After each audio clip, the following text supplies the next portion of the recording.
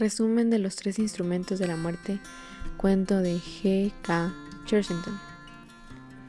Esta historia nos habla acerca del señor Armstrong que fue asesinado y nos quieren contar el misterio detrás de su asesinato. El señor Armstrong era conocido por ser una persona muy amigable, muy alegre, muy risueña, muy cómica con todas las personas y alrededor de su comunidad.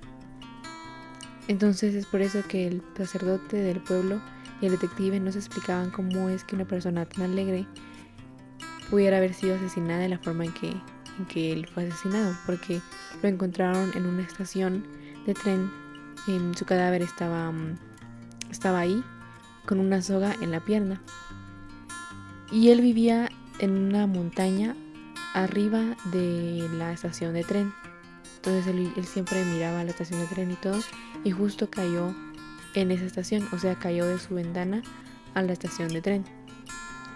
Entonces, investigando más,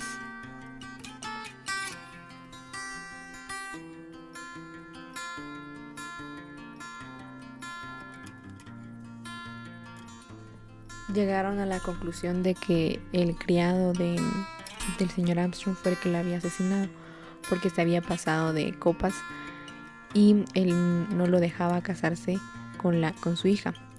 Por eso él, como venganza y como ya estaba ebrio, decidió matarlo o quería matarlo. Pero después fue la hija que ella vio todo el problema y ella fue la que dijo qué es lo que había pasado realmente con su papá. Y lo que pasó fue que el señor Armstrong era el que estaba ebrio. Él, a pesar de que mostraba mucha alegría a las personas, en realidad estaba sumido en una profunda tristeza, una profunda depresión, donde pues él no le encontraba sentido a las cosas.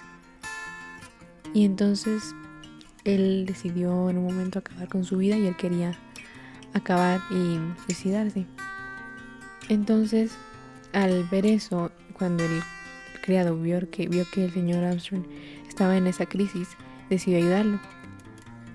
Pero pues él tenía un revólver, entonces como que quería apuntarse a sí mismo, pero el criado lo hizo que se detuviera y así quedaron 3 huellas o 3 marcas en la alfombra, que es lo que el detective y el sacerdote nos explicaba qué es lo que había pasado ahí.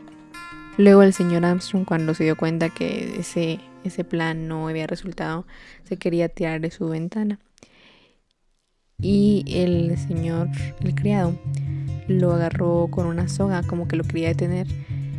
Y fue cuando la hija tuvo que intervenir porque se dio cuenta que su papá se quería tirar como de la soga, o sea, quería caerse de la soga. Y la señorita Armstrong se quedó desmayada, por lo que es lo que cuando subieron eso encontraron al criado triste de luto, la señorita desmayada y el señor pues en el piso en la parte de la estación de tren. Lo que se me hace muy interesante de este cuento es cómo refleja parte de nuestra realidad. Muchas personas que en la vida real se muestran felices, se muestran muy genuinos o amorosos con los demás, en realidad son las personas que en ocasiones están más tristes, más deprimidas, pero yo tengo la teoría de que como esas personas no quieren, o más bien saben lo que es estar mal, lo que es estar triste, no quieren que las otras personas lo sientan así, entonces tratan de dar lo mejor de sí, aunque les cueste demasiado, aunque tengan que fingir para que las otras personas puedan sentir a gustos. Pero ellos pues no tienen este apoyo de parte de las demás personas, porque pues muchos no lo buscan, muchos no los entienden, y es por eso que terminan solos y que pasa pues lo que le terminó pasando al señor Armstrong, que decidió terminar con su vida. Este cuento la verdad me pareció muy interesante. Yo creí que se iba a tratar acerca de instrumentos musicales.